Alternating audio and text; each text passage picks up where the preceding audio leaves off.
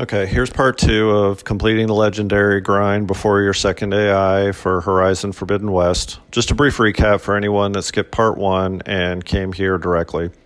For content, we've completed the Embassy, Death's Door, the Dying Lands, the Kulrut, the Arena up through Bellow Brawl, Cradle of Echoes, Need to Know, and all the Rebel camps, including First Forge. We've also done the Tall Necks and Cinnabar Sands, the Still Sands, and the Stand of the Sentinels, as well as some other miscellaneous side quests. For gear, we're going to be starting with the following base, which came from the content above. The Sun-Touched Hunter Bow, fully upgraded. The Tenakth Skirmisher outfit, upgraded to level 3. Delta Sharpshot Bow, upgraded to level 3. The Blastforge, unupgraded. The Sun Scourge, unupgraded. The Lightning Hunter Bow, upgraded to level 3. The Glow Blast Sharpshot Bow, upgraded to level 4, the Siege Blast Sling, fully upgraded, and finally the Warden Sharpshot Bow, upgraded to level 2. I'll go over how each weapon is coiled here shortly, as well as the outfit weaves that I'm using. Coils and weaves were mainly bought from merchants, with a few being quest rewards or obtained from outfits. Might sound like a lot, but this was all done in about 8 hours on very hard difficulty. If you are starting here, the point behind this whole video was to show that upgrading legendaries doesn't need to be a super long chore as long as you build the correct base of equipment and skills before you start it. Keep in mind, this is a direct progression from part 1, so jumping in right here might seem a little jarring or just a little bit out of place, and that's because I did intend for part 1 at least to be watched. If you have any questions on where to get the gear, you can certainly look it up, and where to get the upgrades, or again, you can go check out part 1 on where I get the parts for all that. Lastly, for anyone skipping to this part, in part 1 I made the case for 3 basic things that you'll see here. The first is the Blastforge as your first arena purchase. The second is the Sun Scourge is probably the main key, as I see it, to the whole grind and making it quick. And third is a low health playstyle using the Tenakth Skirmisher outfit for extra damage. So going to start off by traveling to a shelter close by here and setting up a bunch of jobs for all of our gear, as well as allocating the rest of these talent points that we've accumulated.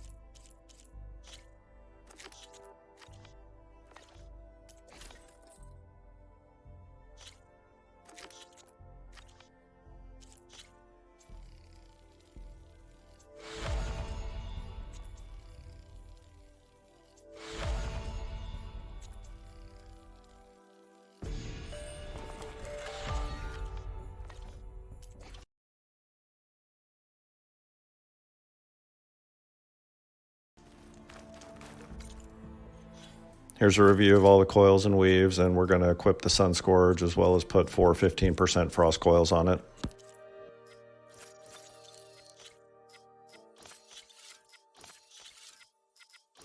We're going to coil the Lightning Hunter Bow with the agility ones because we will be sometimes using the Purge Water and sometimes the Shock, and the agility will affect both. Then coil the Warden Sharpshot Bow for knockdown.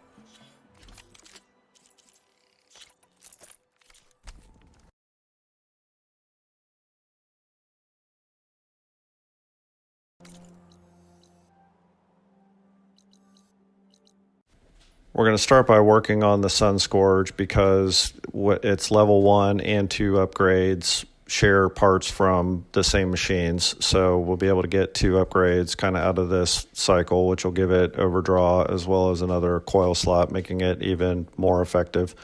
Now you might be saying to yourself, we haven't seen a Stormbird site or a Dreadwing site, but I'm going to show you a site up here off the map that you can get to that actually has both of them. Now before I fight the Stormbird and the Dreadwing, they are together, so I want to build up my Valor Surge, and I'm just going to do that really quickly on this Tremor Tusk here.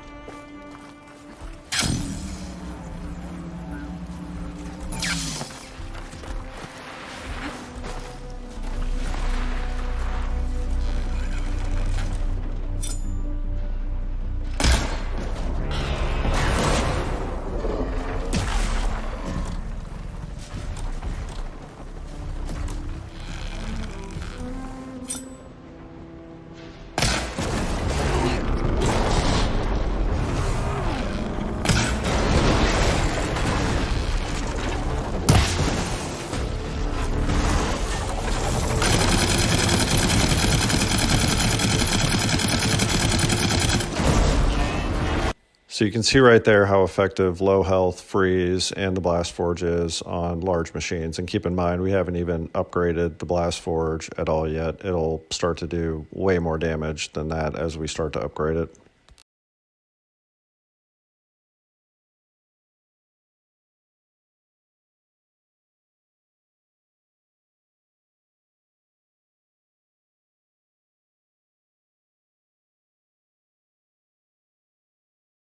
Okay, from here on, we're going to follow two simple rules to make the grind as fast as possible.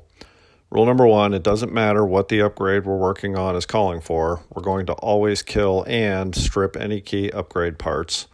I'll use Tide Rippers as an example. If our current upgrade is only asking for a circulator or a primary nerve, we're still going to shoot off and collect the tail. On the flip side, if the upgrade we're working on is asking for a Tide Ripper tail, we're still going to kill it. The reason for this is there's a lot of crossover within the pool of machines that legendary upgrade parts come from, meaning I can practically promise that if an upgrade requires a Tide Ripper circulator, a further level of that weapon or another weapon that you're going to work on is going to need the tail. This was one of my other big mistakes the first time I did the grind. I'd shoot off a Tide Ripper tail and run, only to find out on the next level that I needed a circulator or a nerve, which I might have had if I'd have simply killed the machine. Or the opposite, I'd simply kill the Tide Ripper and not bother with the tail, only to find out that I needed a tail later on. Second rule is, as soon as we're able to, we will only ever hunt the Apex version of a particular machine. Reason for this is you will almost certainly need an Apex heart from all the different machines for each upgrade. In many cases, you'll need multiples.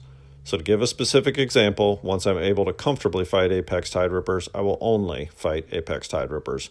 They'll still drop nerves and circulators if I need those, just like normal ones, but they also drop the hearts, which you'll end up needing. If you do end up with extra hearts, they sell very well at merchants. With our Valor Surge fully charged, we're going to go to a site that isn't marked on the map but has the Stormbird and a Dreadwing.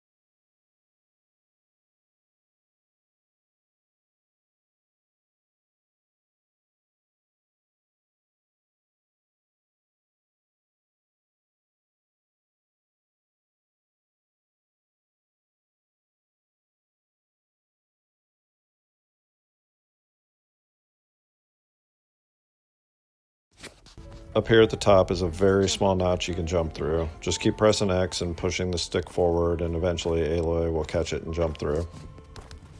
Not really sure what this was supposed to be since it's not marked. It almost looks like it was supposed to be a hunting ground that didn't make it into the final game. Also, I've heard many people online say you can't access this without a flying mount, but I found at least 3 different ones in, and this is the current patch. And I also have this on PS4 and it works there too. Once the storm birds noticed us, we're going to start by shooting off the storm cannon.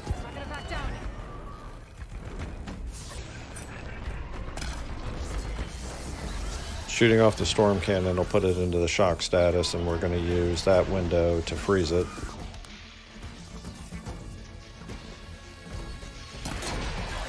Then we're going to critical boost plus focus shot it down. Sometimes you can get unlucky and the Dreadwing will add to the fight, but usually as long as you avoid sustained burst or braced or explosives, the Dreadwing will stay away.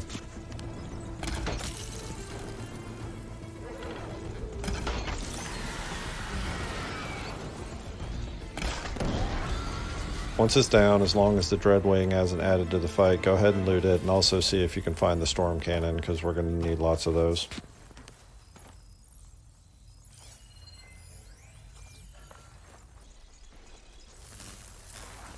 Once we've got that, we'll move on to the Dreadwing. Now, if you scan Dreadwings, they'll say they're strong to shock, but with the Lightning Hunter bow upgraded enough and using the agility perk, as long as you're quick and use the advanced arrows, you can get the build up so we can shoot the fangs.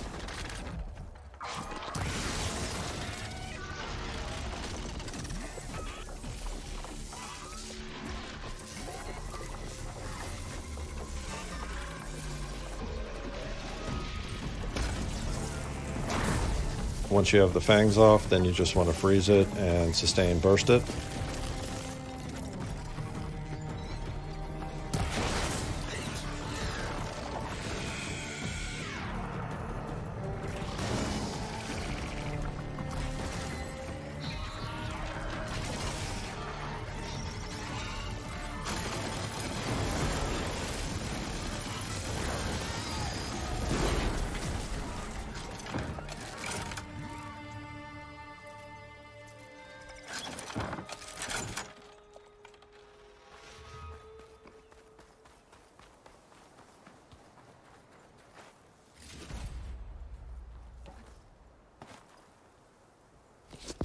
Now we're going to finish the side quest for a good spike thrower, which will also take us to a Tide Ripper site. I go back and forth between the Tide Ripper and the Stormbird site because I can build up Valor on the Tide Ripper and then use it on the Stormbird.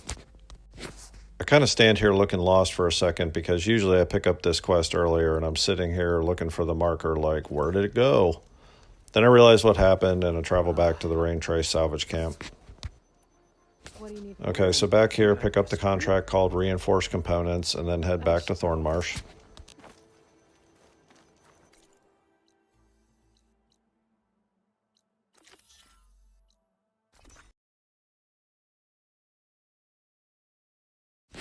Going to take a little bit of the scenic route here to unlock a shelter and a campfire that make the Tide Ripper farming easier.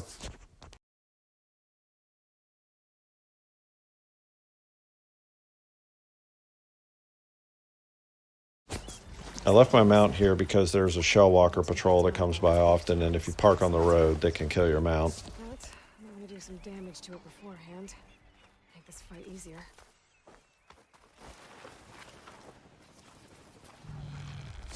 Just remember while you're doing this that the behemoth needs to be fully boosted before you can kill it.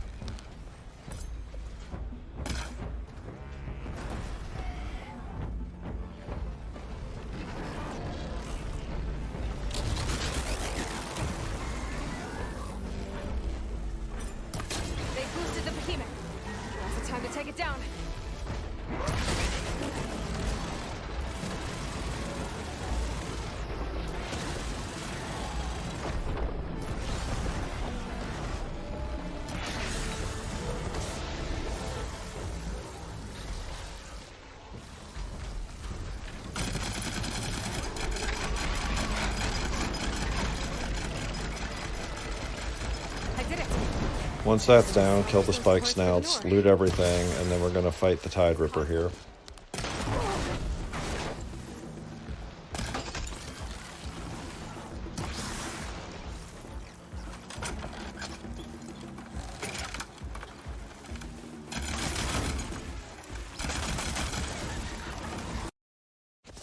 Now, until you've turned in reinforced components, this Tide Ripper will actually act really buggy. Usually, it'll come up onto the beach as soon as you hit the beach, but while reinforced components is active, it seems to be in some kind of holding pattern where it won't move unless you actually hit it.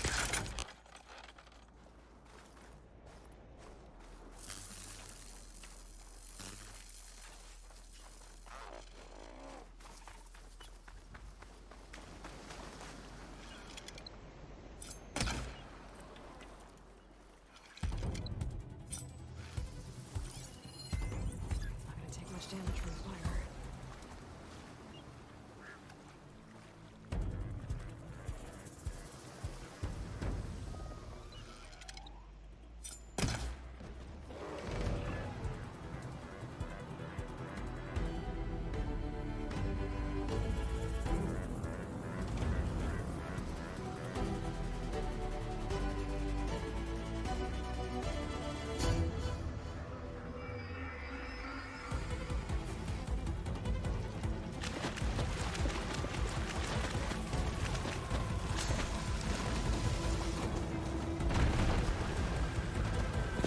On this shot right here, if you don't crit, then the sack won't pop. If that's the case, still shock it and blow off the tail, but just hit the large sack again instead of the smaller one, which I do here. Once the Tide Ripper's down, ride up to the campfire on the ridge above to activate it. And this is a good example of the mistake I was talking about earlier, where previously when I would do this, I wouldn't have taken the tail off, only to realize that I need one for the level 2 upgrade for this weapon.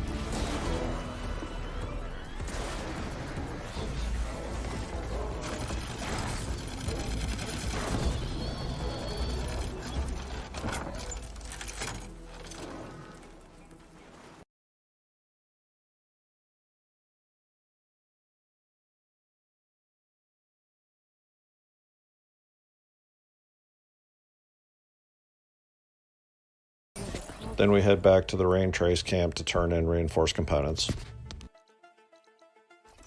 How goes the hunt? Took down that big... This'll make woman. Nothing catch your eye. Welcome back.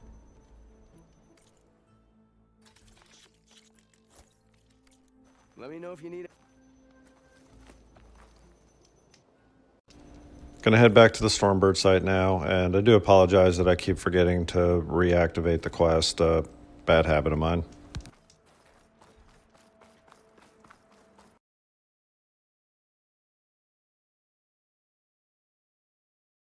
Since this is a repeat fight, I'm going to have it at 2x speed, but do note that now the Stormbird has evolved, so instead of being able to pop a chill water canister, I've got to actually freeze it the old-fashioned way with triple shot and just jumping. Also in this fight, you'll notice that the Dreadwing does catch me in one of its radar scans and adds, and in case that happens, save a smoke bomb. I just smoke bomb and then get the Stormbird down before I turn around on it.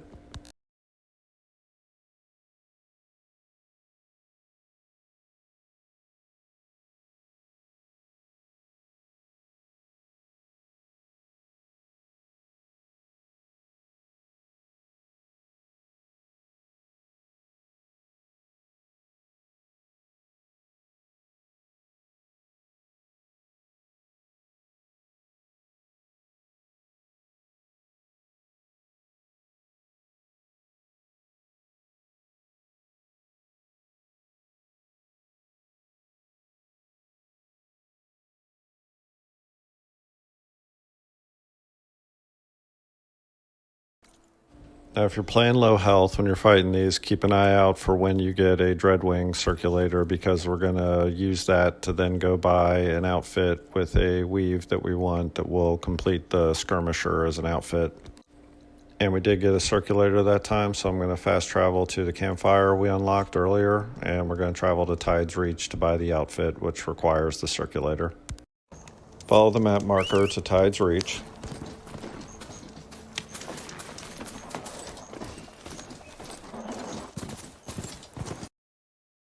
Once you get there, you're actually looking for the Hunter Merchant and not the Stitcher.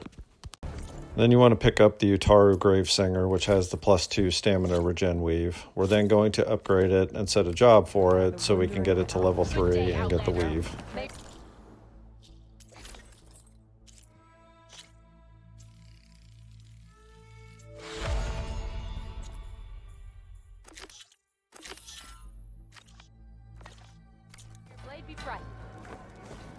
day.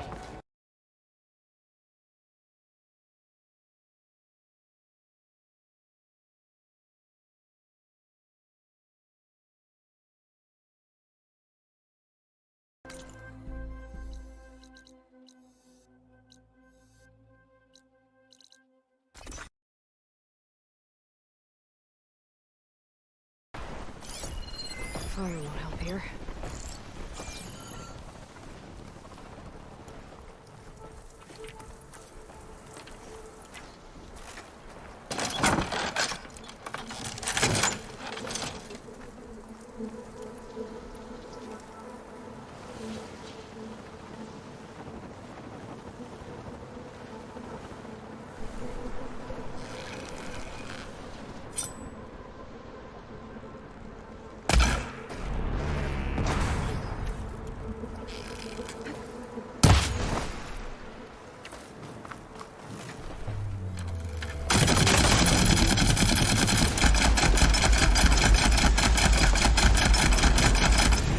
After you get the Scorcher ears, you should actually have all the parts for the level 3 upgrade from the Thunderjaws we fought earlier, but if not, go pick up whatever you're missing. Will you trade with the Tenakth?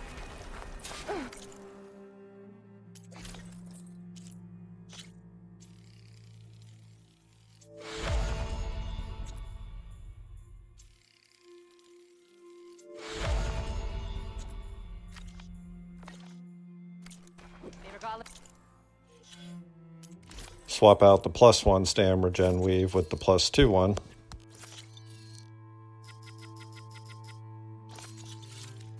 Campaign come to a swift end. Attacking the grove? Regala is a traitor.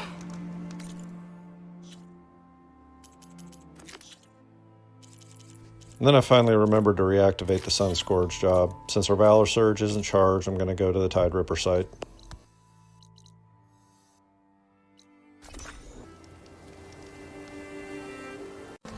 Going to speed through this since you've seen it already. Fights with Tide Rippers at this site go the same way 99% of the time. Occasionally, it'll do a different opening move, in which case, just shock him first.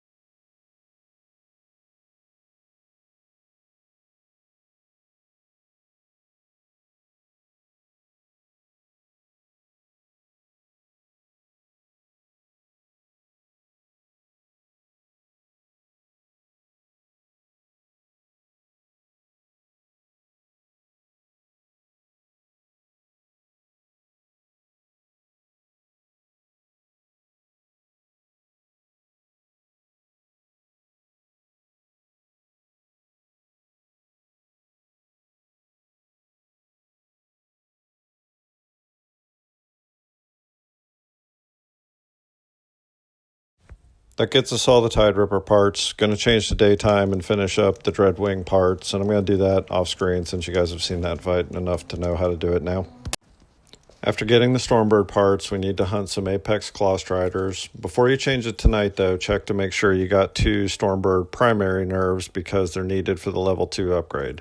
You should have, but double check, and if not, go farm the Stormbird again until you have to before working on the Claw Striders.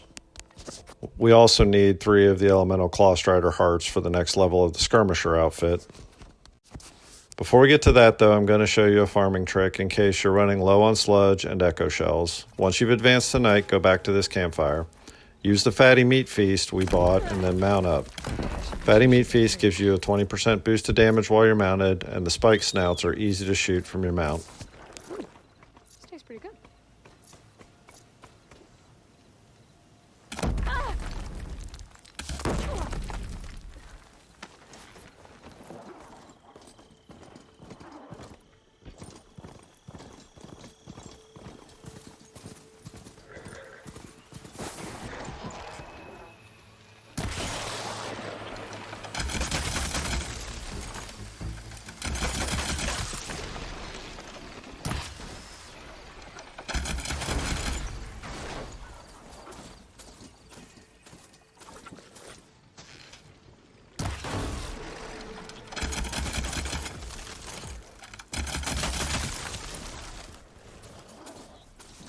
At night, you should get mostly apex spike snouts, and those usually have 4 to 5 sludges on them, as long as you don't break the top sack.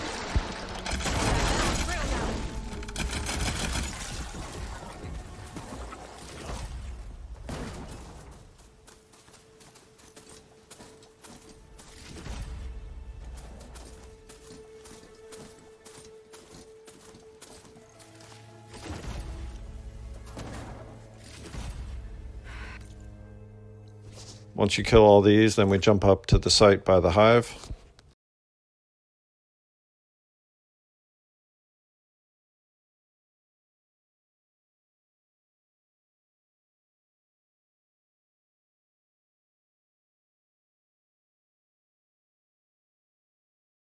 And from here, you can go down to this long leg site. As long as you don't break their chest, you can get 4 echo shells per machine.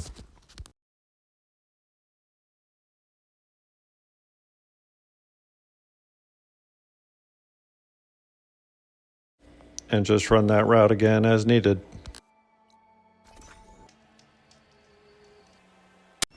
For the Apex Elemental Clawstrider hearts, I recommend bouncing between the site south of the Grove and farming the patrolling ones around the Rain Trace Salvager camp. Reminder that they spawn way more frequently at night.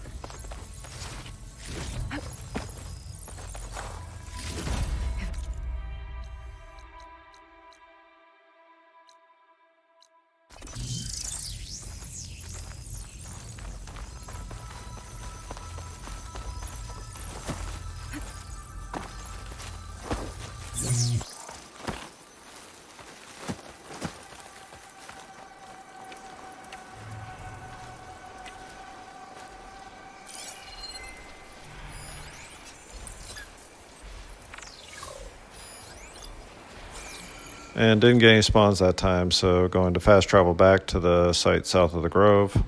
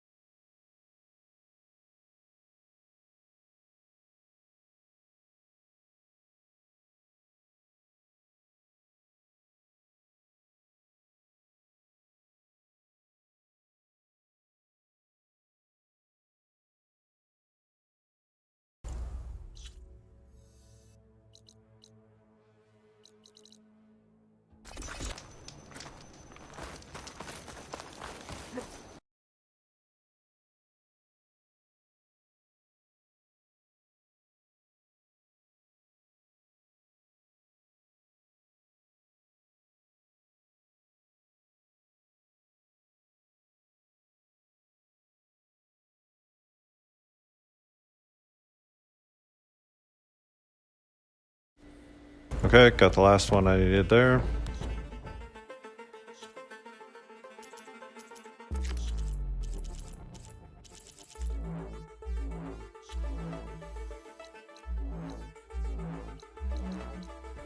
And I'm also going to stop real quick and pick up the 2 Apex Stalker hearts needed for the Lightning Hunter bow as well. Apex Stalkers aren't that hard, and you don't need to strip any parts. Just freeze and kill them and try not to get hit by the dart gun.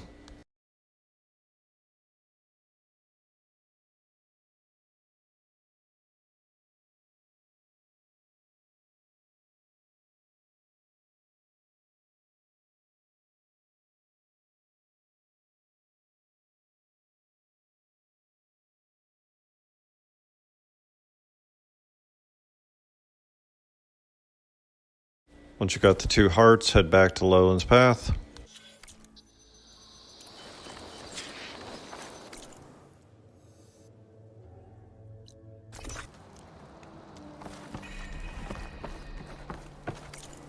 Hit the workbench and we can upgrade the Sun Scourge 2 levels and the Lightning Hunter Bow 1.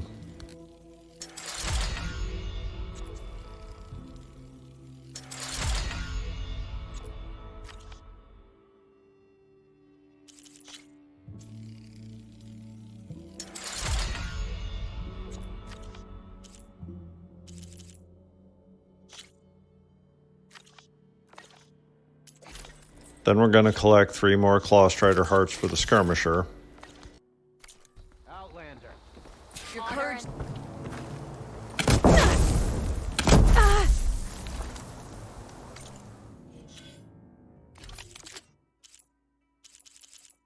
And don't forget to add another Frost Coil to the Sun Scourge. Where do you think you're going, stranger?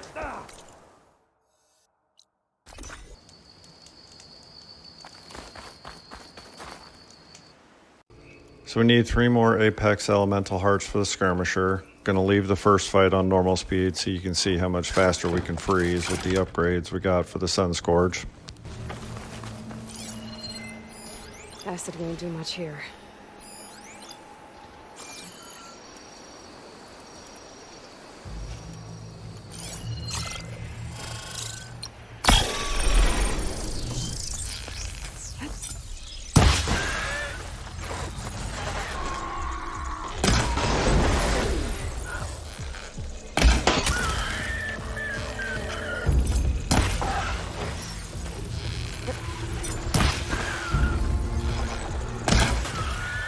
Better with all. Just bounce back and forth between these 2 sites like the last time and go to a shelter if it turns to daylight. Unfortunately, the hearts on smaller apexes are about a 50-50 drop.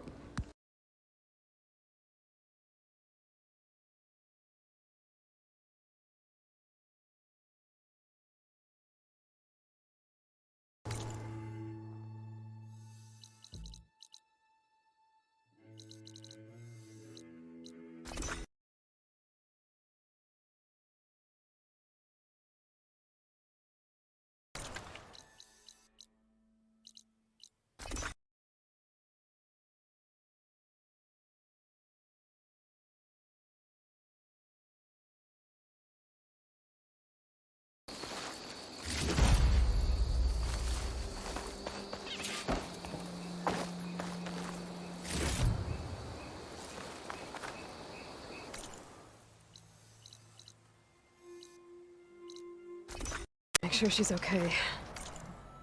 Upgrade the Skirmisher with the parts we just got, as well as the Warden Sharpshot Bow.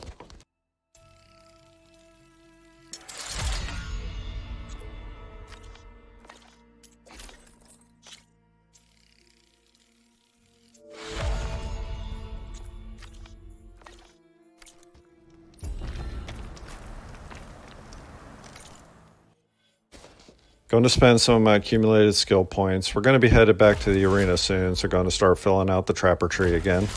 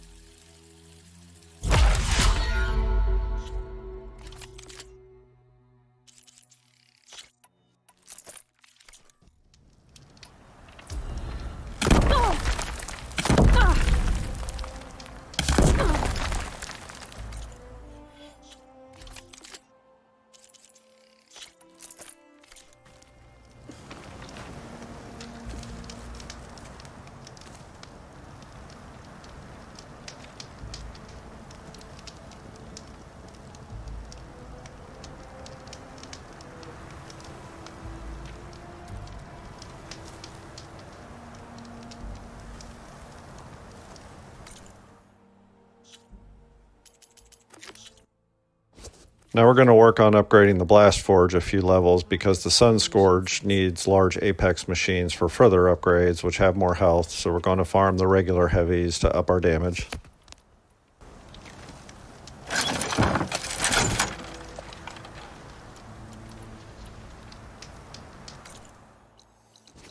And we're going to start with Slitherfangs.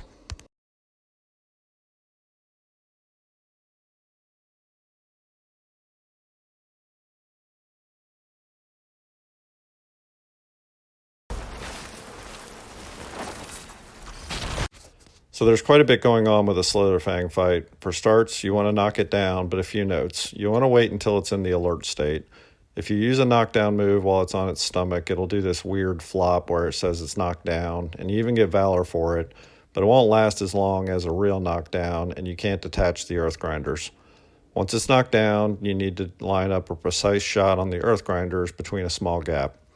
Once those two are detached, you need to quickly swap to your Hunter Bow to get the third one. The third one's tough to get, but don't worry if you don't. Since we need the nerves and circulators from these as well, we'll get plenty, even if we only get 2 per fight.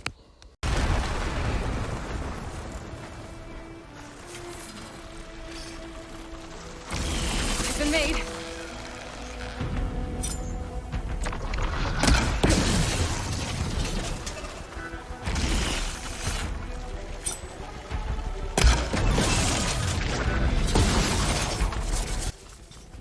I'm not sure exactly what happened with this one. It's missing one of the grinders, and that kind of throws me off a little bit.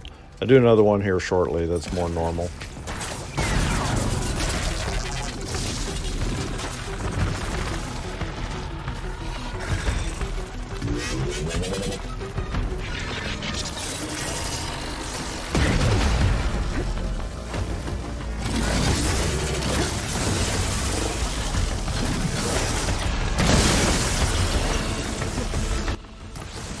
Once you have the grinders, then it's just freeze and sustain burst. Finish it off with focus shots if needed.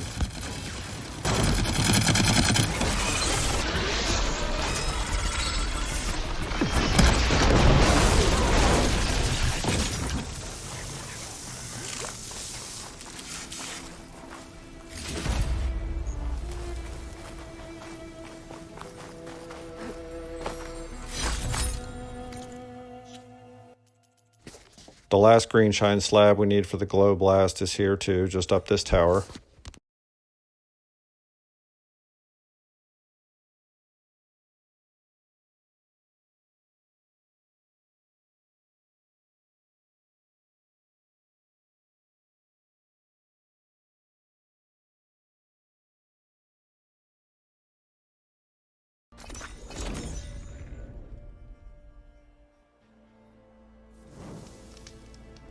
Is it safe? Did they get it?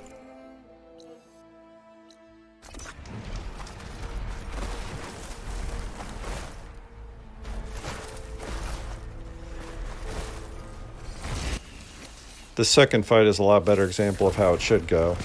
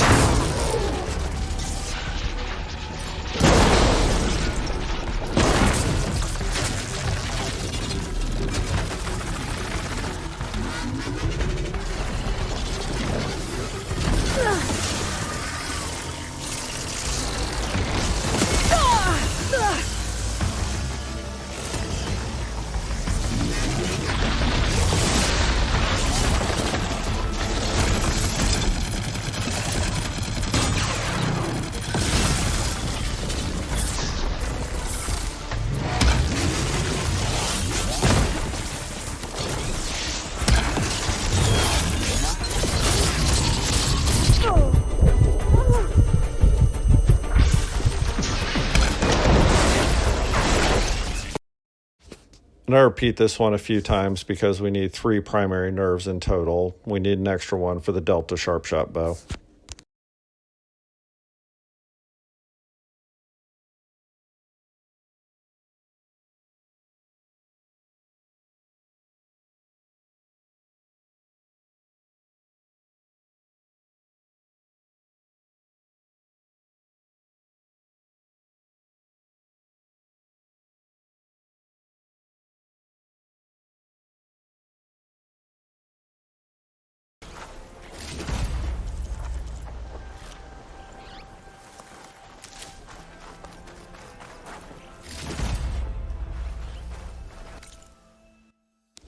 Then we're going to go do more Tide Rippers.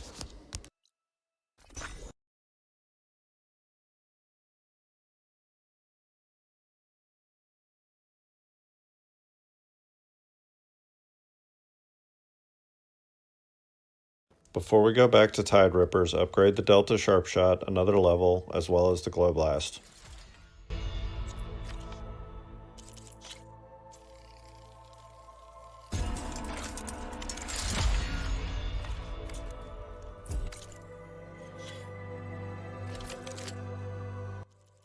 Add a Tear Coil to the Glow Blast.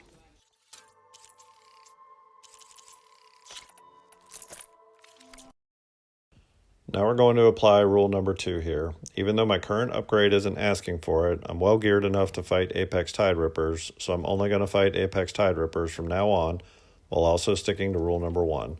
I don't need a tail for this particular upgrade, but I'm going to collect it anyway.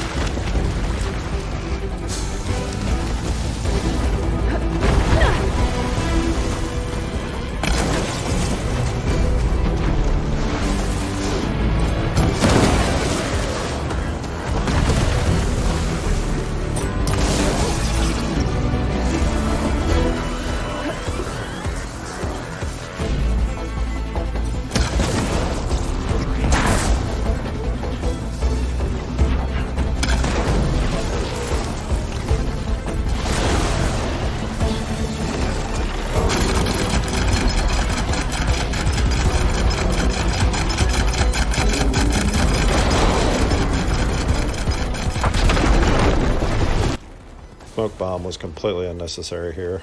Should have just focus shot it in the heart.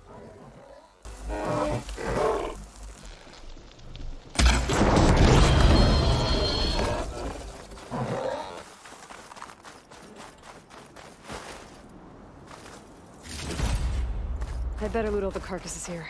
Might have the parts I need.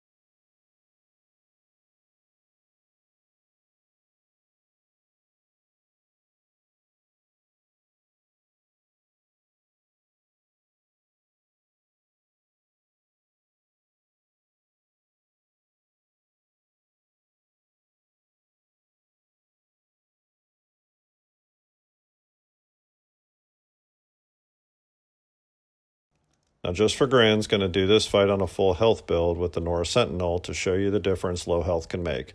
It's important to remember that this wouldn't go any faster with the Nora Thunder Warrior or any other elite outfit really. The only perk the Nora Thunder Warrior has that increases damage is stealth range, and that's pretty limited.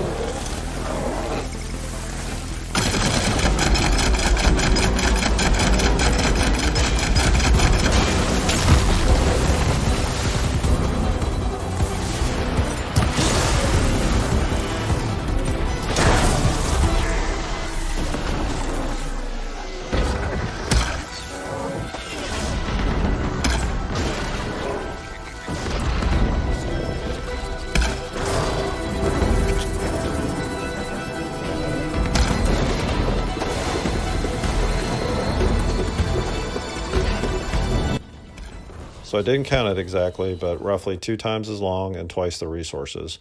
Anyway, you can see with that little comparison why I think low health play and the Skirmisher makes such a difference with this project. Alright, got the last piece I needed, so going to upgrade the Blastforge.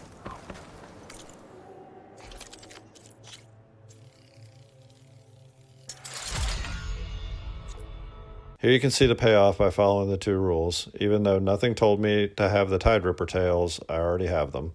And you'll see later where I need Apex hearts, and I'll have them before I actually know that I need them.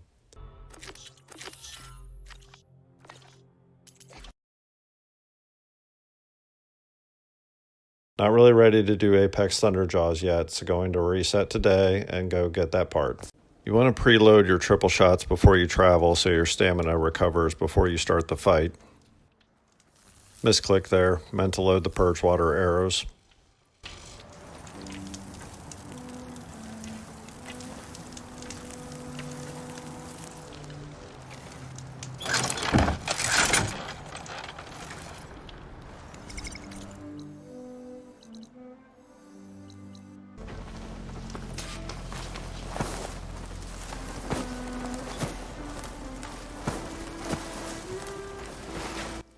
We approach these a little differently now. The Glow Blast plus Stealth Tear is enough to one-shot the tail, so we're going to open with that.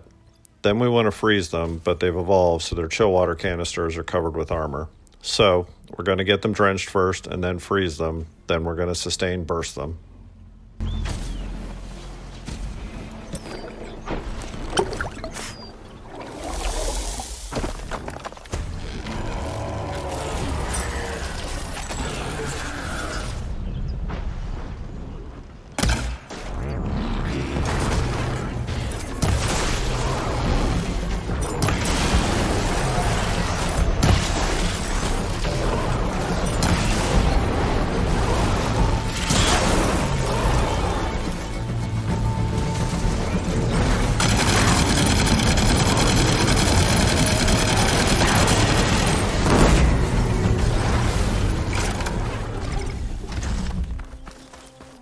Got the nerve in the tail, so head back to a bench and upgrade the Blastforge again. Is it safe? Did they get to it?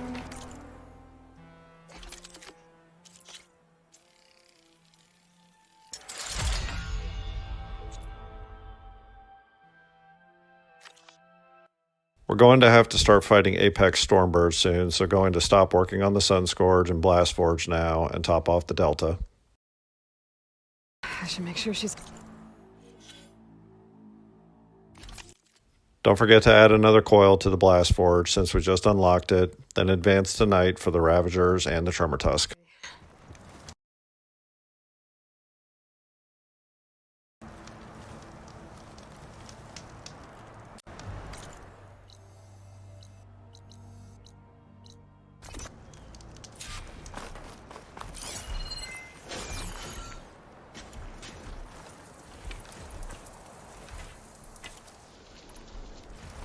Apex Tremor Tusks are weak to shock, so they're actually easier to farm tusks from than the regulars.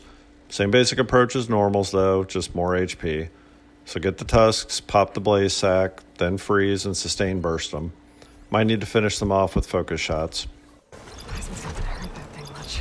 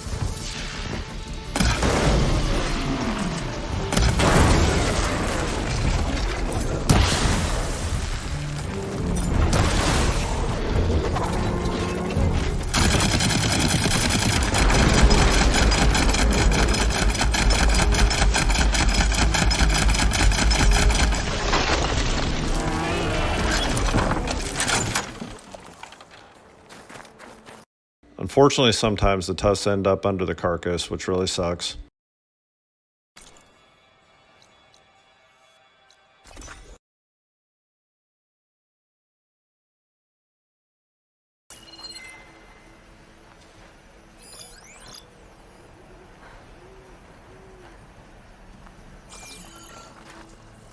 Ravagers are pretty straightforward. Just freeze and sustain burst them, or use focus shot on the cannon. Just be careful if they get close to you. In that case, pop a smoke bomb. Okay, didn't get an apex. Instead of coming back to this site, going to go to the Still Sands Behemoth Convoy. They're very often guarded by 2 apexes.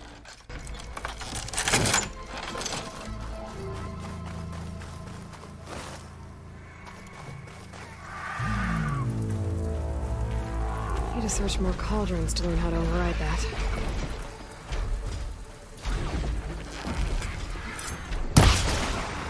Gonna use focus shot on the cannon here instead of sustain burst so I don't alert the others.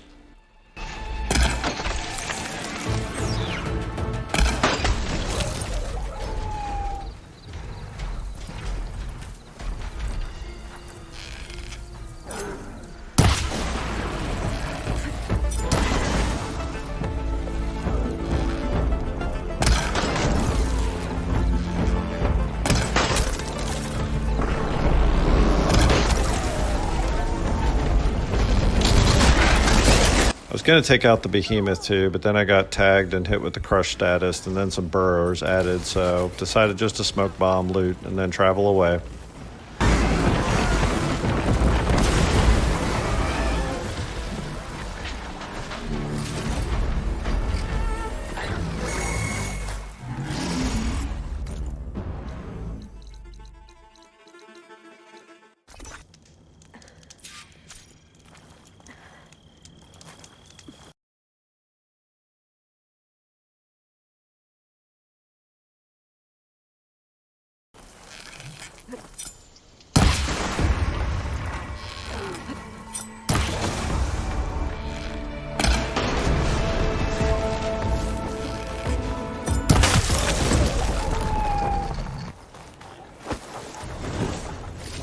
Got the last heart here, so going to head back to the bench and upgrade the Delta. Is it safe? Did they get to it? Please stay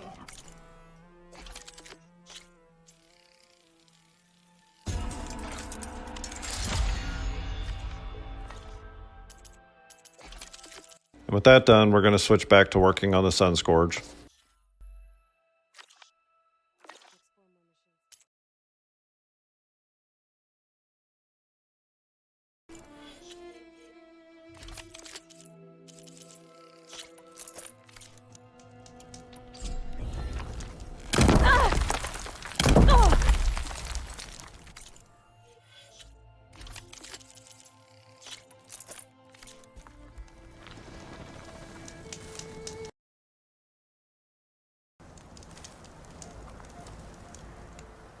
Make sure and equip another coil on the Delta.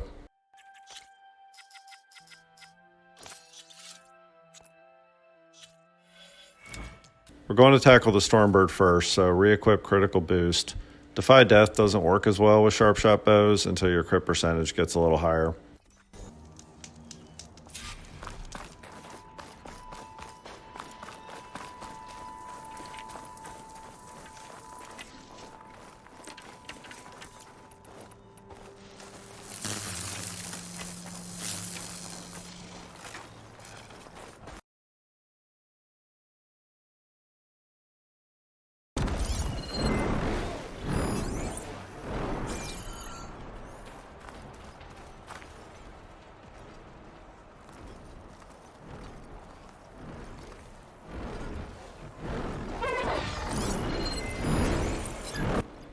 Same approach on both the Stormbird and the Dreadwing. They just have more HP and they hit harder, and the Apex Dreadwings aren't strong against shock, so like Tremor Tusks, I actually find Apexes easier to farm for fangs than the regulars.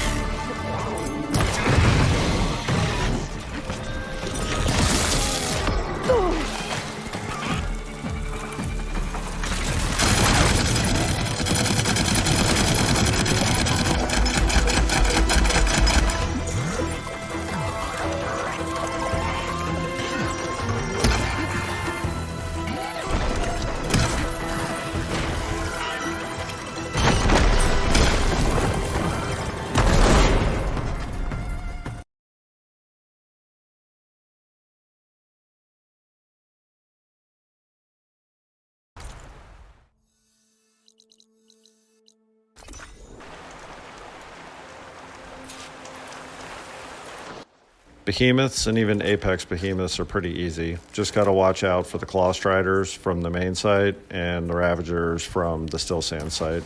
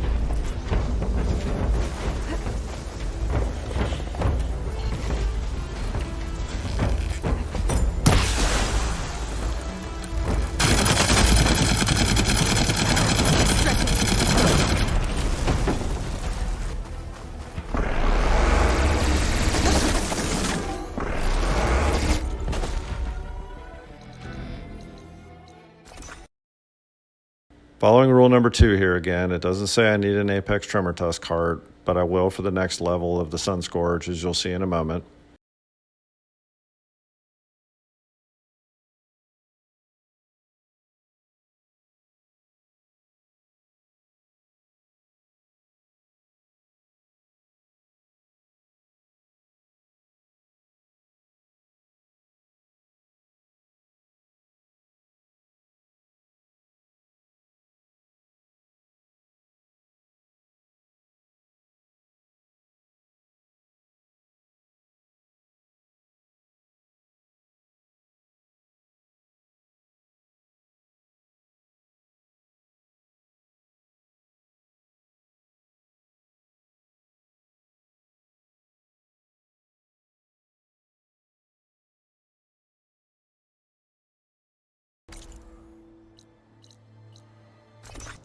What happened here?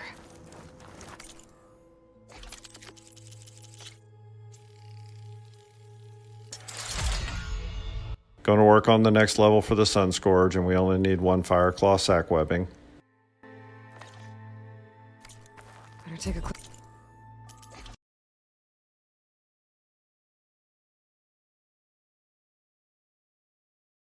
Not ready to do Apex Fireclaws yet, so going to advance to daytime. For Fireclaws, you want to change your coils on the Blastforge to close range. You can do what I'm about to do with a long range setup, but I found it doesn't work quite as well because the grouping's not as tight. You want to preload before you travel again here because the travel point is right on top of the machine. I better tend to my wounds.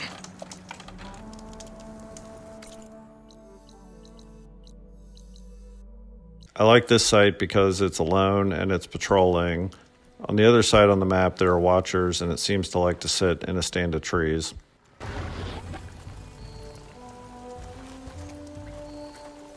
So you want to wait until it turns around, then we're going to approach it from behind, freeze it, and then do a sustained burst on its canister weak spots.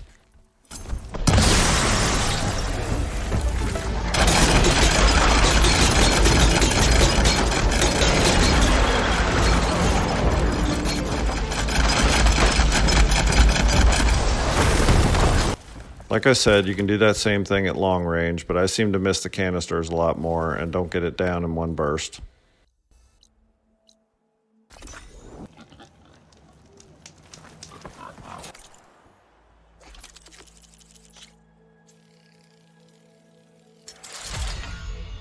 Now that we're up to Apex Slaughter Spines for the Sun Scourge, going to switch back to working on the Blastforge again so we have more damage for those.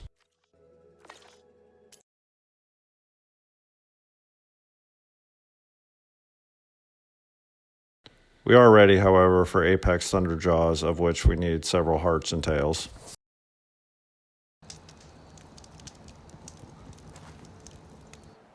Recoil the Blastforge to long range before we fight the Thunderjaw.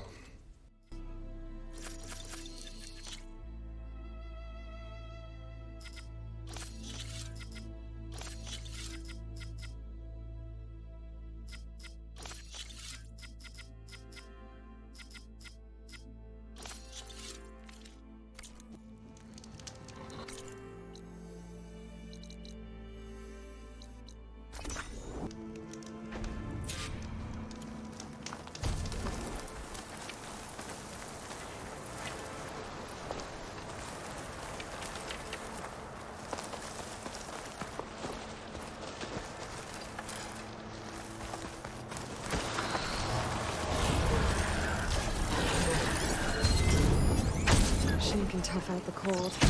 Blast won't help.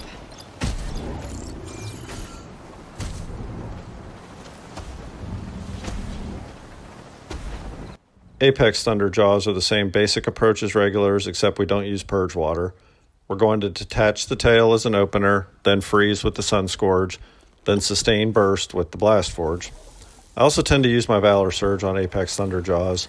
It's hard to tell, but it seems like they actually have the largest HP pool of all the Apex machines.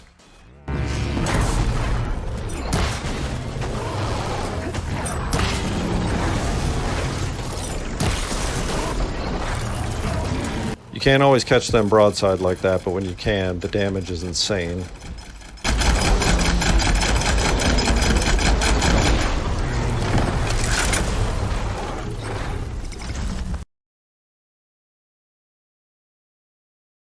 Then up to the Tremor Tusk again, Apex, even though the upgrade isn't calling for it yet.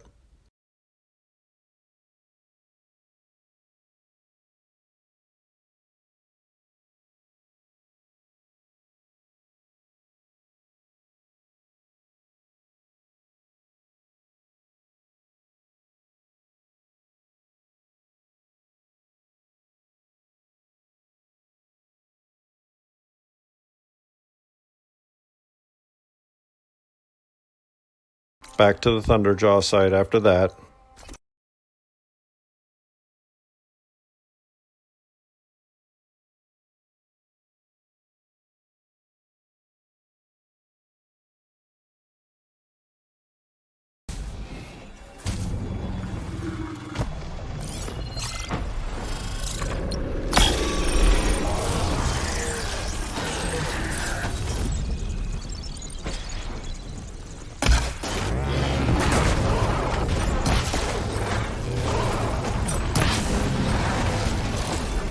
Now, I've done this fight a lot of times, and I've never seen this happen before. My intent here was to show how to use critical boost for anyone that didn't have Burning Shores and Defy Death.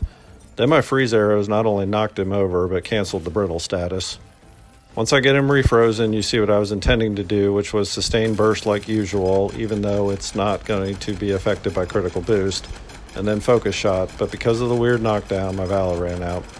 Had he not gotten knocked down, he'd already be dead.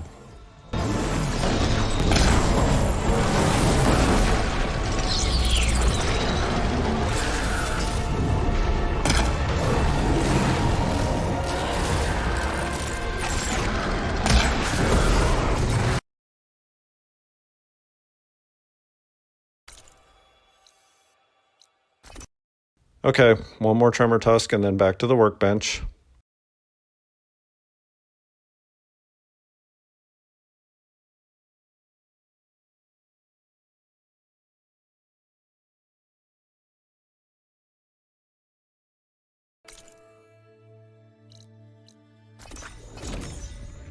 A lot of debris. What happened here? Better take a closer look. Upgrade the Blastforge, and we're going to keep working on that. Notice again, because we followed rule number 2, we already have the Apex Hearts we need, so we just need sack webbings. We also got the Apex Thunder Heart Jaw that we needed for the Skirmisher.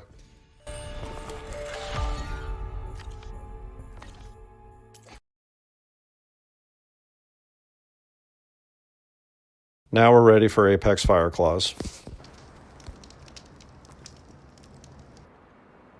Recoil for short range. I know all this coil switching is annoying, but you don't need to do it as much once everything is fully upgraded.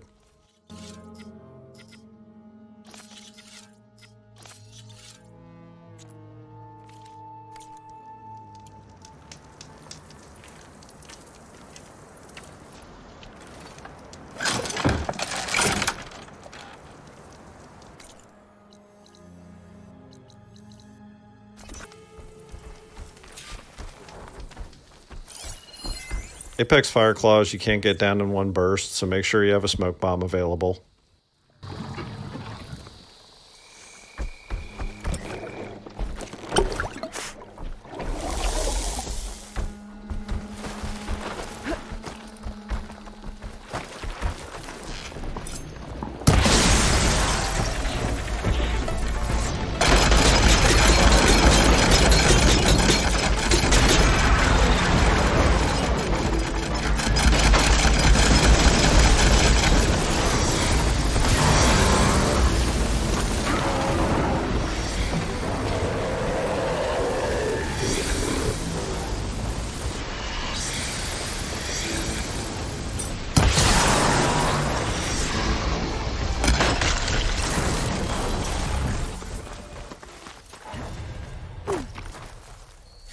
Need one more, so I'm going to fast travel away and back to get another one.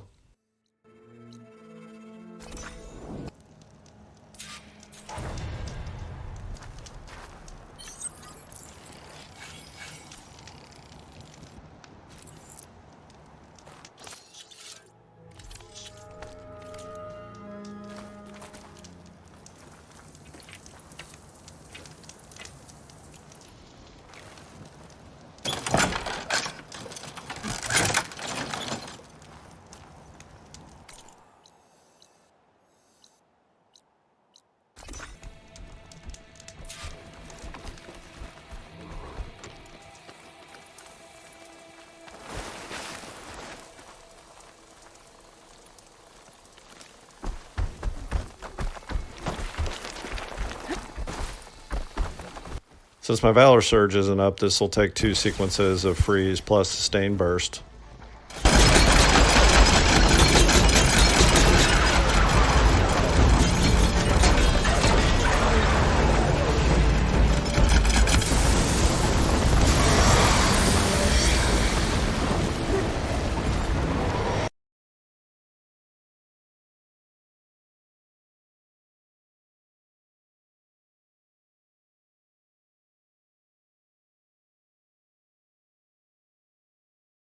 You want to make sure and wait until it goes back on patrol and then just repeat.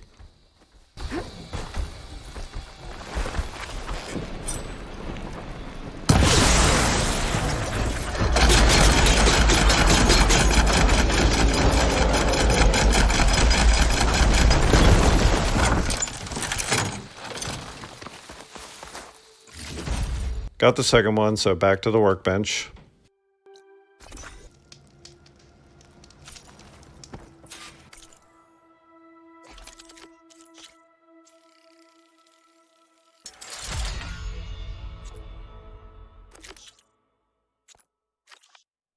Switch back to working on the Sun Scourge. We're ready to take out Slaughter Spines now that we have the Blastforge upgraded. Note that we already have the Apex Tide Ripper hearts from fighting them earlier. Okay, time to hunt Slaughter Spines. Not changing it to daytime because we won't get Apexes until we kill a few regular ones anyway.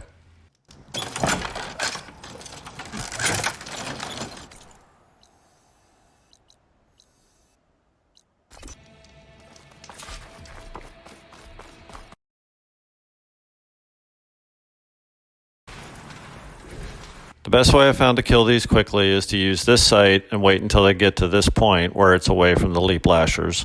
The leap lashers can interrupt your sustained burst if you try this too close to them.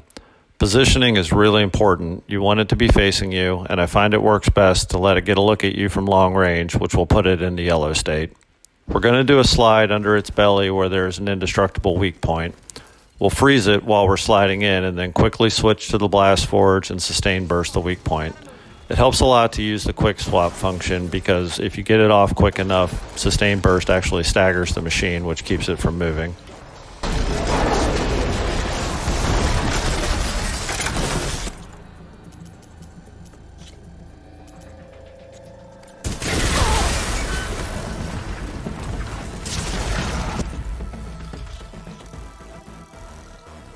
Travel back to the Tremor Tusk site and it'll reset the slaughter spine.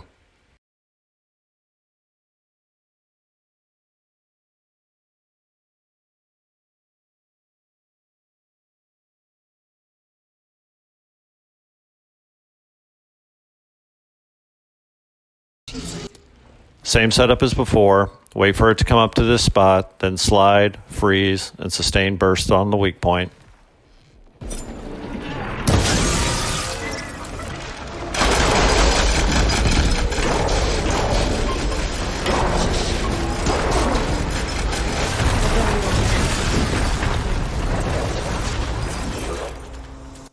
Now we need the apex. Going to show you a trick that usually will get an apex to spawn, provided you've killed one or two of the regulars, usually two.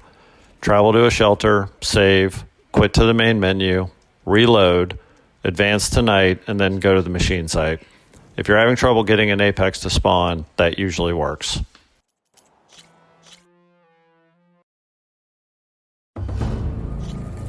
Is it safe? Did they get...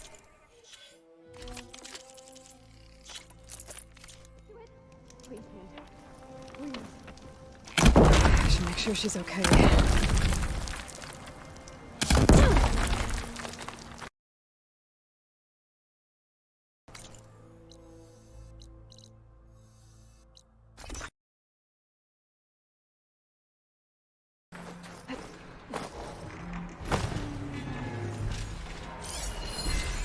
Machine resistant to plasma.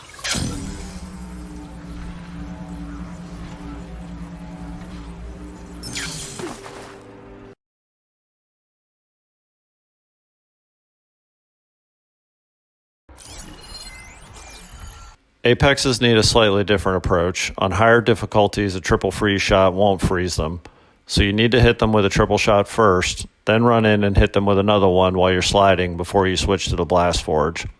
On lower difficulty levels, triple shot will freeze them, so make sure you're playing to the difficulty level, because if you freeze them before you're under them, getting the swap off to the Blastforge is difficult.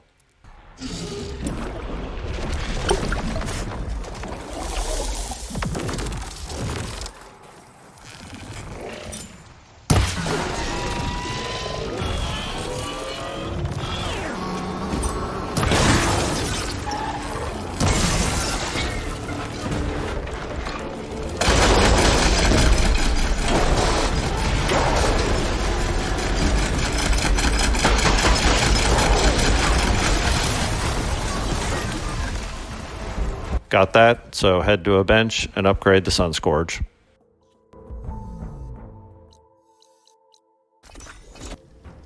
Is it safe? Did they get to it? Please, man.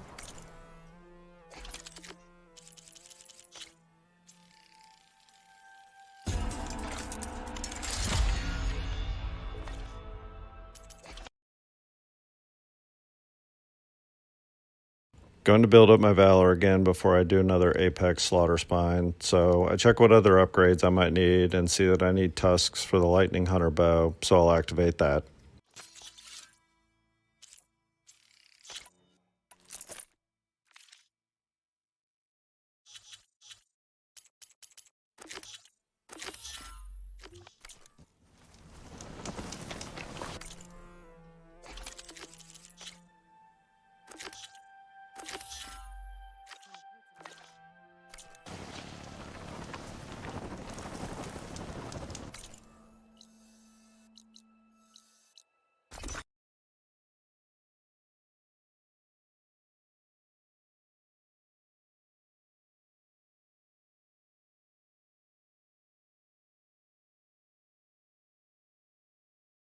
With my Valor Surge charge, gonna go get the Apex Heart we need for the Blastforge. For some reason this site reset, so I had to do a few of the save reload tricks to get an Apex to spawn again.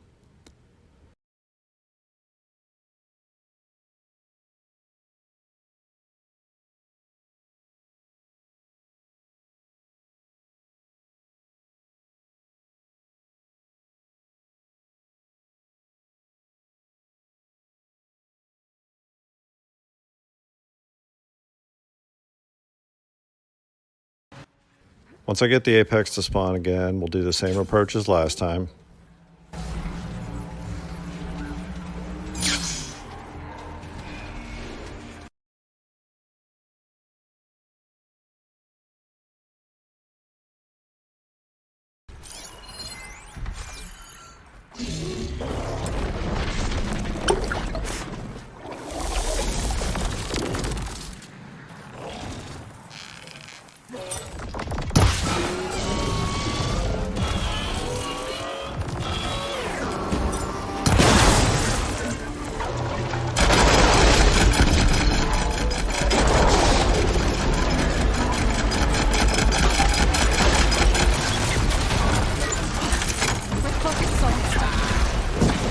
Travel back and upgrade the Blastforge.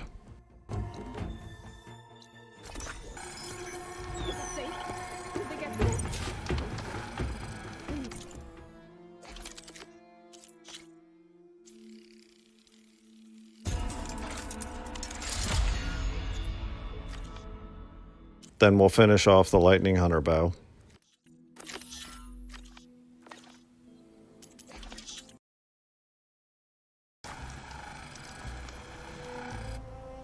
Recoil the Blastforge for long range. Unfortunately, you'll come up short on long range coils, so put either a Concentration Plus or an Impact Damage coil in the 5th slot.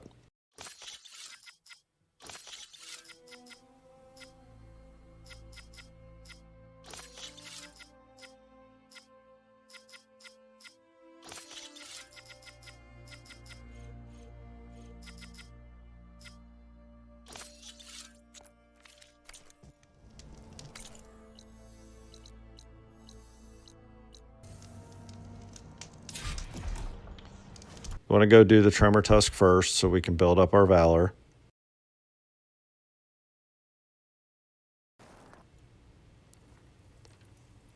Preload your triple shots and swap in the Warden Bow for knockdown.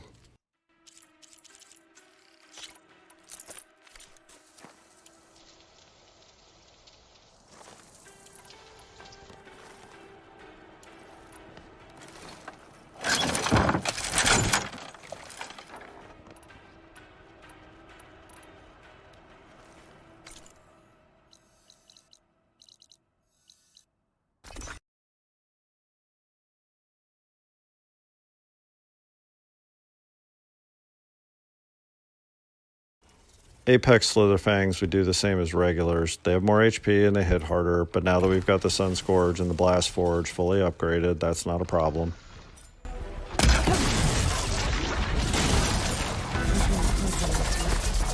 If I come back later, maybe there'll be another herd.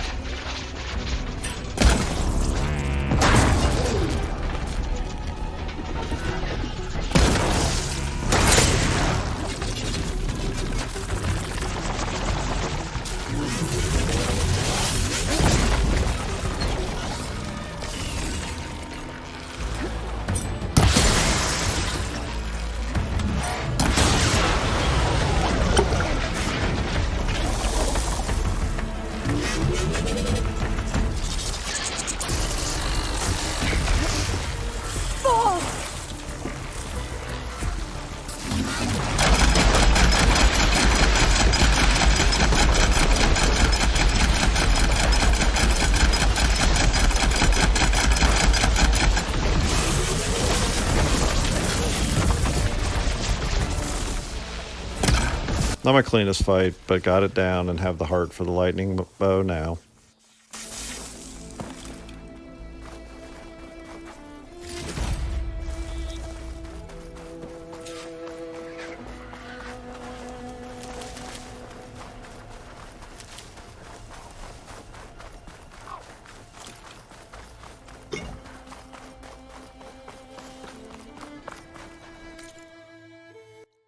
Head back to camp and upgrade the lightning bow.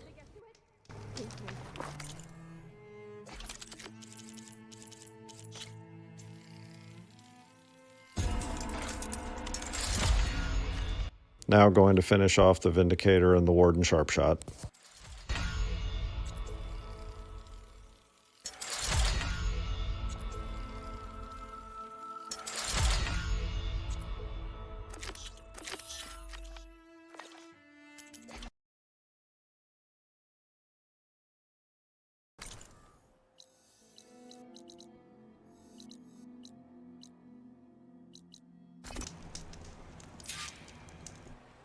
There are a few places you can go for Clamorjaws. Pretty basic as far as fighting them. Freeze them with the Sun Scourge and use regular shots with the Bolt Blaster. Don't use Sustained Burst, or just use Focus Shot.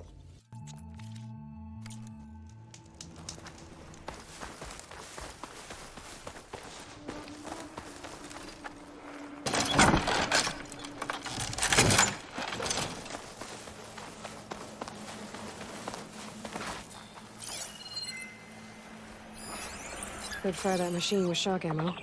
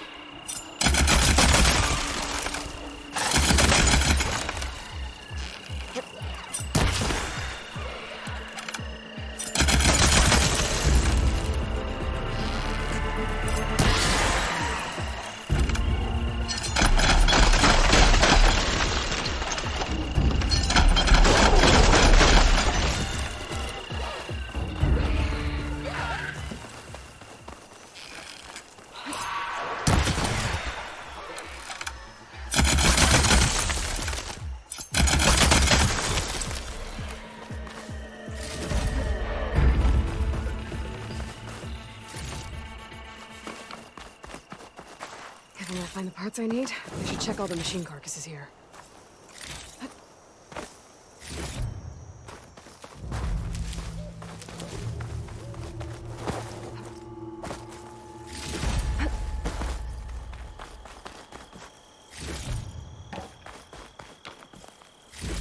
Didn't find what I needed.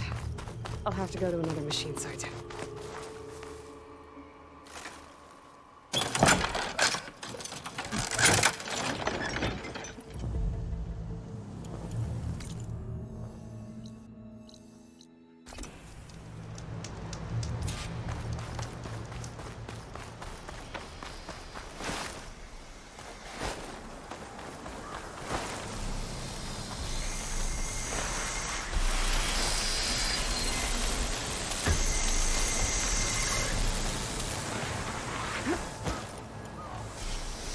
For the Frost Claw, just going to break the chest sack again. I put another clip at the end of this section for farming them without breaking it, so make sure and check that out.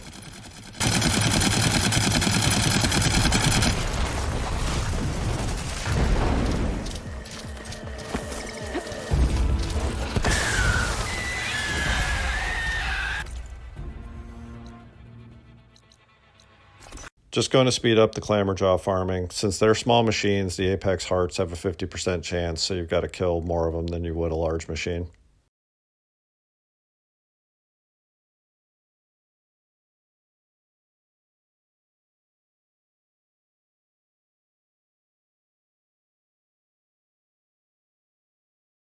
Safe? Did they get to it?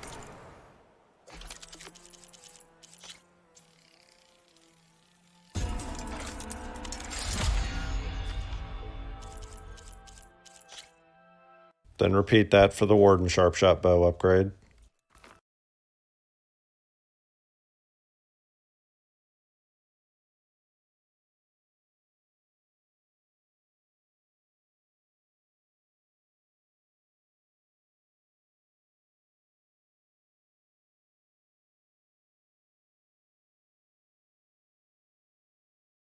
Once that's done, head back to the bench and we'll work on the final level. Did they get...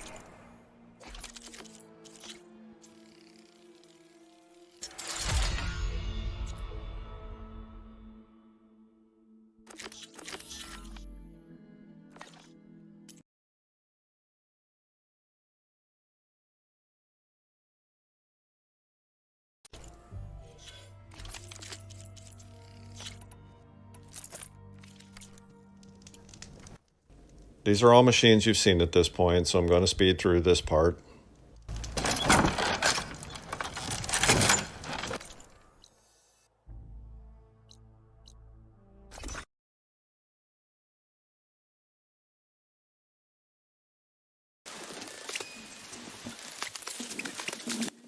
I slowed down here to show you something which sooner or later you'll have to deal with, which is the Blastforge's instant shock perk. If it happens, as you'll see in this clip, it's important to stop sustained burst by moving or pressing reload and then basically resetting while it's shocked. If you keep damaging it, the shock status will clear.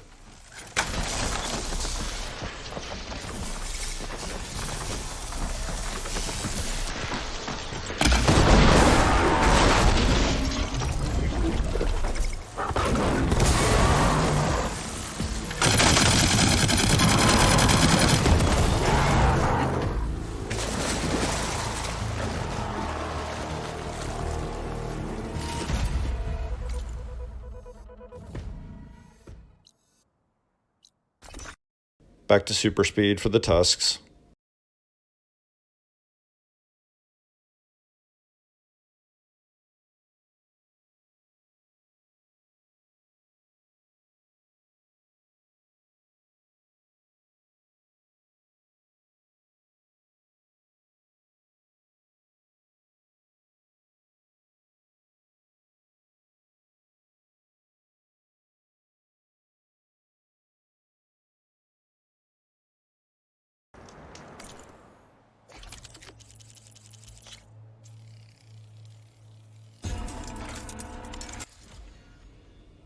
Once that's done, we're headed back to the arena.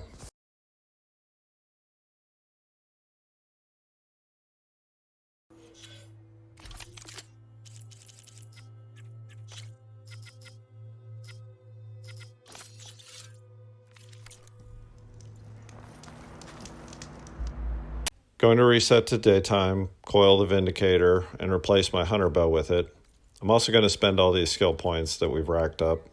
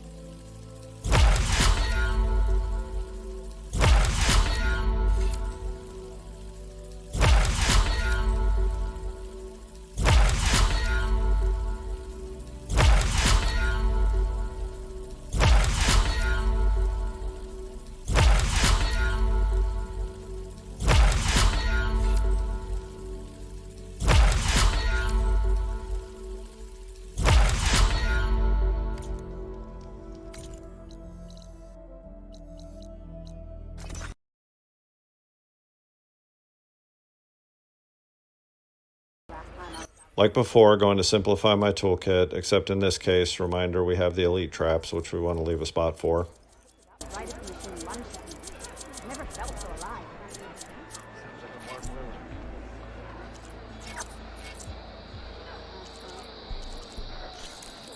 The arena is where soldiers are made. Let's see how you do. Then we're going to pick back up with Bellow Brawl.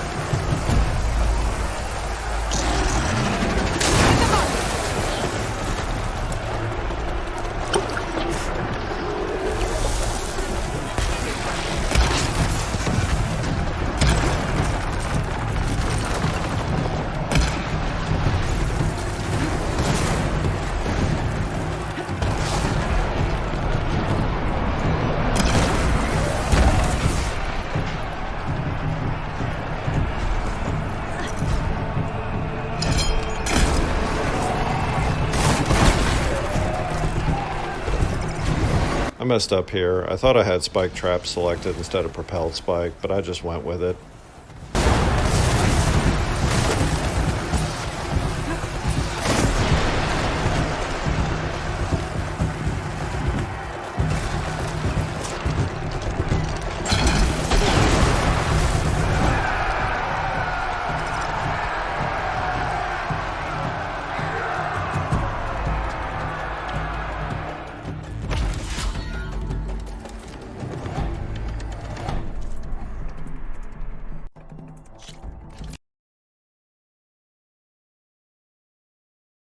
I'd suggest watching Arctix's or Mr. Fancy Pants' clip of this fight, as again, they're way better at this than I am, but leaving this here to show you that an average Joe can do it, even on higher difficulty.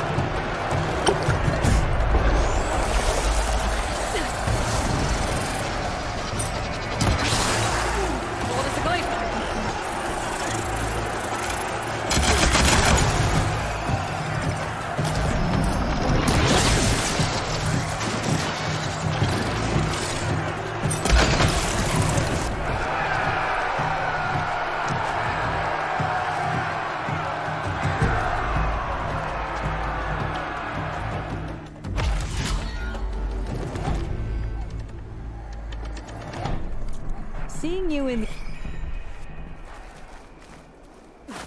Medals are given to the best of us. What can I do? After you complete Apex Drifters, you have enough medals to pick up an outfit, but not a weapon. At this point, you've got a decision to make, which is basically whether you even want to purchase the Deathseeker Shadow or Forgefall. I'll give you my 2 cents, which is that DSS can be worth it, and we're now at the point where we can upgrade very quickly so it won't take you much time. DSS can help a lot with further upgrades because it has a lot of tear damage, which can save you tear arrows. DSS can also help you economize your weapon wheel because it has advanced shock arrows, so if you coil it for overdraw, it'll do massive tear damage, and its shock buildup will surpass the Lightning Hunter bow, removing the need to swap that one in. Forgefall, I wouldn't even bother with, honestly, if you have any intention of doing New Game Plus. If you do New Game Plus, a Reeve's Downfall is the first legendary you should pick up there, and it's miles better than the Forgefall.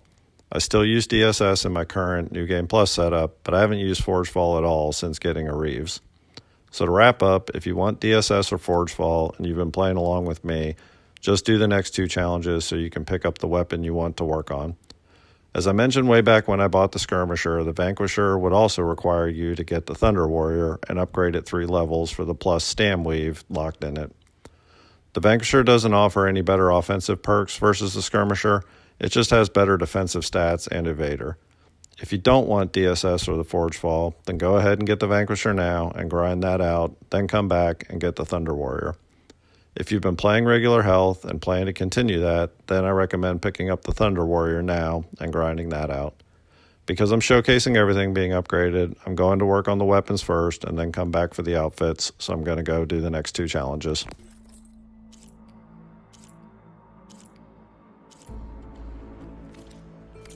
Earn more med. Well, safe travel.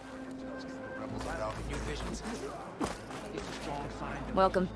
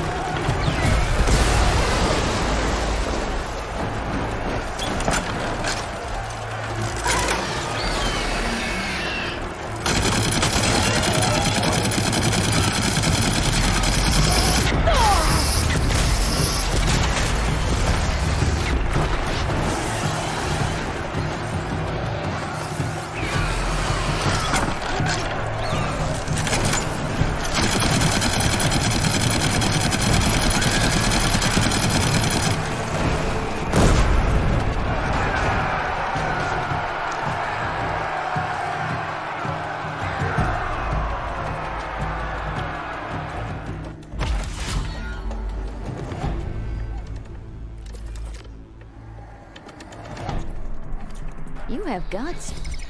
That gets us enough medals for the next weapon, so going to go pick up the Deathseeker Shadow now. What can I do?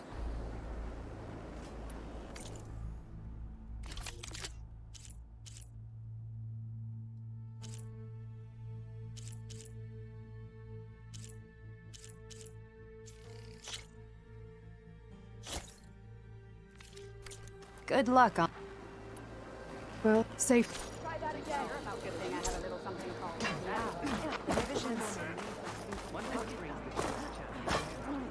Outlander.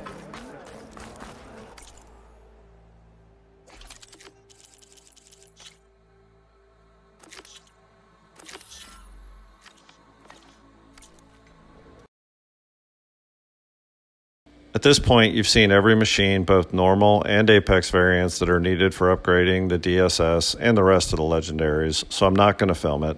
I'm going to stress that again, I'm going to follow the 2 key rules. I'm only going to fight Apex variants from this point, even if the upgrade isn't asking for a heart yet, and I'm always going to shoot off the key resource no matter what. Good example here is the first level is asking for Tide Ripper circulators, but the very next level will need 3 tails. One machine we didn't fight a lot with an eye towards efficiency was Frost Claws, so I'm going to show you 3 easy ways to get their sack webbings as well as Apex hearts without breaking the sack webbing.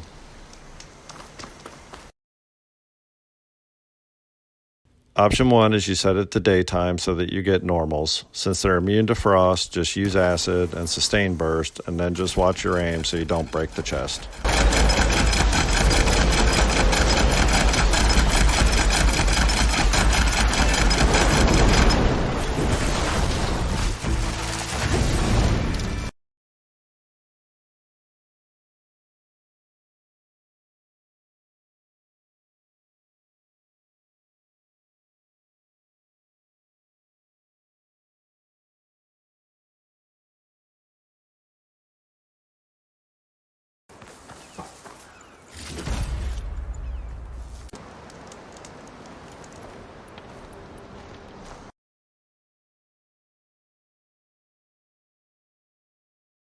Option 2 with Apexes is to plink them with your hunter bow, which will put them in the yellow state and they'll turn to face you.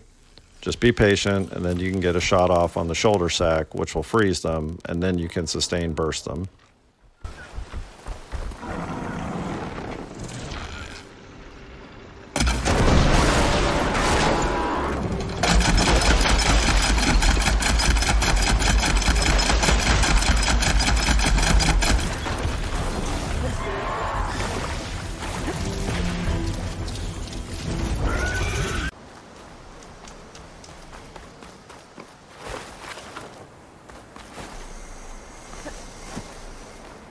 Option 3 with Apexes is to use a tear arrow on the shoulder plating. The tear arrow will remove it without fully alerting them. Then they'll face you and you have a much cleaner shot on the shoulder sack. Pop that and then follow up with sustain burst.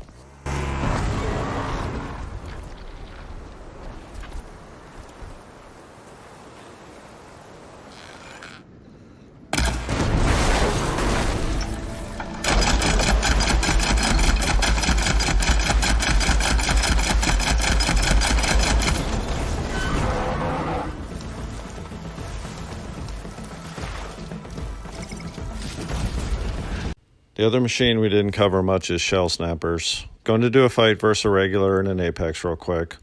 Regulars are strong against freeze, but a fully upgraded Sun Scourge can still freeze them. Apexes are weak to freeze, so one triple shot will do the trick for them.